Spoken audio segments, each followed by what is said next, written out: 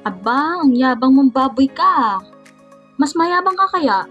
Unggoy, pulube, diyan ka na nga. Tapos maligo ka na rin, okay? Nakakahiya sa mansion ko, baka mahawa ng kabahuan mo. Baboy ka, period, no erase to the infinity and beyond, forever and always, maubos man ang natitirang buhok ni Noy Noy. Hindi ko na lang siya pinansin.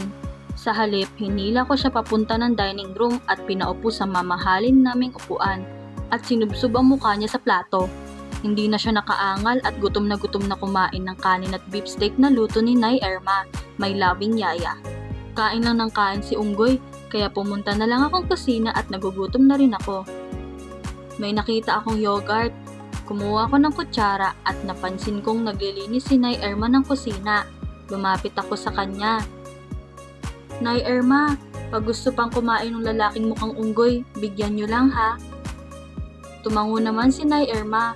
Sino ba yun, iha? Boyfriend mo? Nay Irma, patawa ka. Nasabi ko na lang at umakyat na ng kwarto ko. Yung kwarto ko na puro pink at maraming stuffed toys at may malaking wardrobe. Inubos ko na yung yogurt at hinubad lahat ng damit ko at pumasok sa bathroom. Kapagod kaya mag-jogging kanina. Pag pumayat talaga ako, magugustuhan na rin ba ako ni Ruel? Hindi na ba bilang isang nakababatang kapatid ang magiging turing niya sa akin? At masasabunot ko na ba ang palaging relax na buhok ng Daphne na yon? Nakakainis kasi. Bakit pa kailangan kong tumaba ng ganito? Kapag tinitingnan ko ang sarili ko sa salamin, nandidiri lang ako eh. O, anong akala nyo? Sobrang over-duper confident ko na? Wala nang times na hindi ako nai-insecure? Teka, syempre hindi ako insecure. No, never. Proud ako sa katawang ito kasi kaya ako tumaba ng ganito dahil sa afford ko ang masasarap at mamahaling pagkain, no? Saka lagi may laman ng rep namin. Eh sa inyo? Oy, taba! May narinig akong tumatawag. Eh sino pa ba? Malamang sa alamang si Pulubi na iyon. Tumayo na ako at nagsuot ng bathrobe. Ano ba kasing problema ng pangit na yon? Hinigpitan ko yung tali ng bathrobe at lumabas ng bathroom. Pagkatingin ko, nandun siya. Nakaupo sa lapag ng kwarto ko at hawak ang bra ko na nakakalat sa lapag. Wow! Jumbo cup, sabi niya habang pinagmamasdan ng paborito kong bra na may mga paru-paro pang design. Agad akong sumugod sa kanya at tinagaw yung bra ko. Bastos ka din, no?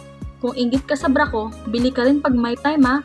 O, wala ka nga palang pambili. Ay sus, nakakalat kasi yung bra mo eh. Para kang hindi babae. Para kang hindi tao.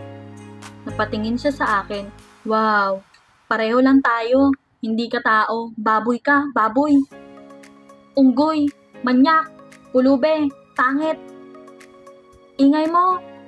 Sigaw niya. Ang sakit sa tenga ha. Mag-toothbrush ka nga at ang baho ng ngalangala mo. Sabi ko at hinila siya palabas ng kwarto ko. Masyado akong malakas kaya nagagawa ko siyang itulak. Hinila ko siya papunta doon sa kwarto dati ni Kuya Austin at pinasok siya doon. May damit dyan. Maligo ka. Mag-toothbrush. Para magmukha ka naman tao, okay? Sinarahan ko na siya ng kwarto at iniwan siya sa loob ng dating kwarto ni Kuya Austin. Nakakainis talaga yun. Pero in fairness ngayon na lang ulit naging maingay ang bahay na ito. Pero kahit na.